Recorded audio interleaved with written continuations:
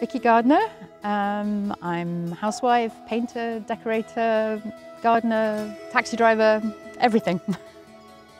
My initial motivation was just an amazing cause. I had no idea that they don't get any government support and that it's all donation and it's all people doing daft things like walking 200 miles. So that was my first sort of thought. And I like a challenge. And I was not well 2 years ago. I had breast cancer and still on medication now.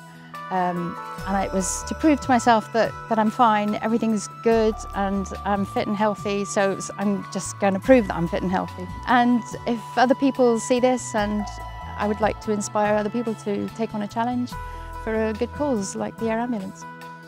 The first day is going to be a tough one, lots of hills, so I've been doing lots of hills in my training. So hopefully I should be fit and ready. I was quite pleased with how I did it last year. I just built up long walks. I stuck to tarmac because that's what we're doing on the challenge. So I didn't do an awful lot of off-road, which is more fun, but tarmac is quite unforgiving. The support that you get along the way is amazing and does inspire you. And if you're feeling tired at the end of the day, the support of people coming out, some coming out with jam jars with just coppers in them, and some coming out with much bigger donations, it just makes you think, yeah, people realise it's important, and it is. It makes you go that step further. You never know when you're going to need the air ambulance. You don't know whether it's going to be your neighbour, your family, your children, your parents.